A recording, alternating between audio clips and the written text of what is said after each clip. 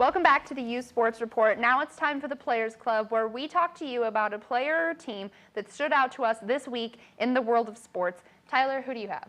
I'm going to go with Christina Aragon. Now, if you haven't heard this name, you should definitely get familiar. She is a high school track star. She's 18 years old, from Billings, Montana, out of Billings Senior High School. Now, this here is her at the Portland Track Festival, running the 1500 meter. She's going to finish with a time of 4:09.27, Kimberly. That is the fastest time ever in that event by a high school athlete. She did that in that field, all those runners that you just saw, a bunch of collegiate athletes and professional athletes. She's 18 years old now. I had the privilege of covering her just a couple of weeks ago here in Albuquerque at the Great Southwest Track and Field Invitational. She ran the 800 meters. Now last year at the track meet, she set the event record in the 800 with a time of 2:11. Well, this year she comes back, she runs a 2:09.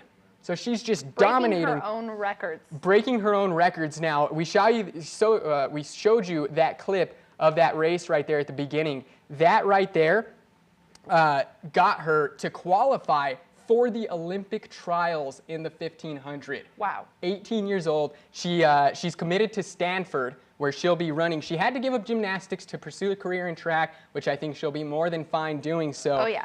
She's only the third prep athlete in history to break 4:10 in the 1500, aside Mary Kane and Alexa Ephraimson, both of whom signed contracts, professional contracts with Nike while they were still in high school. Wow. So she is certainly on her way. Now, if you're wondering, what does this have to do with New Mexico? Well, clearly, her last name is Aragon. Her father is actually from the state of New Mexico. Her older two sisters ran track at Notre Dame. Okay. So it's clearly in the blood as far as the Aragons go. And she'll be running at the Brooks PR Invitational here in just a couple of days, June 18th. You definitely don't want to miss that, ladies and gentlemen. It's going to be a loaded track meet. You're going to have a lot of the top athletes from around the country, not just high school athletes. In fact, I think Christina may be one of the only few high school athletes in the field. Now, funny little story about Christina.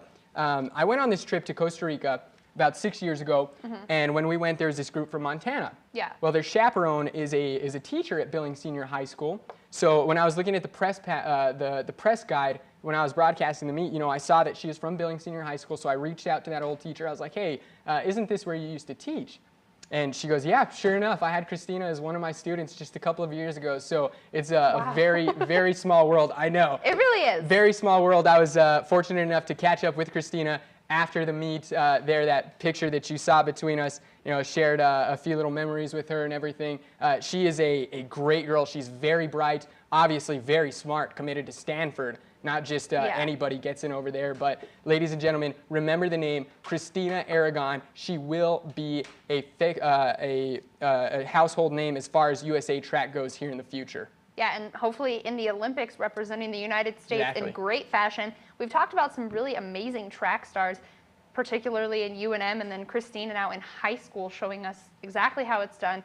When I was in high school, I played softball. I played pinch runner because none of our girls were fast enough to make it around the bases or something. I don't know. Coach just knew I was fast, and our track coach approached me several times asking me to run, and I just couldn't do it. I couldn't commit. I'm not interested in running, and I've never really wanted to. So I have nothing but respect for these ladies who do it, and they do it so well. It's incredible. Each and every year, you know, I get to broadcast the Great Southwest Track and Field Meet, which is one of the top 4 postseason meets in the country. Yeah. So it's a big regional deal. Just to see those athletes get out there and run the times that they do, it blows my mind. It really completely blows my mind. So who's your pick for the Players Club? You know, he's a New Mexico local. And I'll tell you a really quick story about him before I really go into it, but I know you guys are seeing this picture of him behind me. When we were in high school together, we took 10th grade math. I got switched from one class to another because the first class was overwhelmed. The teacher had too many students. And I wound up sitting between two young men, Jeremy and Blake, who both of them were not the best math guys in the world. You know, they had decent grades, but they weren't the smartest. And they really weren't like favoriting math as one of their favorite subjects. So getting to sit between the two of them was an interesting prospect for me, as I wasn't necessarily a big fan of math either, but I was pretty good at it in high school. Of course, test time came and Blake would repeatedly look over my shoulder a little bit at my answers. First couple of times got a little defensive and turned my page. Don't look at me. No, stop it. After a little while, I became friends with these two guys and ultimately wound up letting them copy off of me. Once even got a worse grade than they did, even though they cheated off of me. The teacher accused me of cheating and told me she wouldn't have any of that in her class. So Blake, you're welcome for helping you graduate high school. I know that my test answers had something to do with it. He was also in one of my CAD classes. So as my Players Club member, Blake Swihart of Albuquerque, New Mexico, played at Cleveland High School, now for the Boston Red Sox. He's on a one-year, $519,000 contract with them through the end of 2016, and obviously looking to extend that contract with them. He's played catcher for them and also left outfielder. He started in a huge rivalry game between the Red Sox and the Yankees.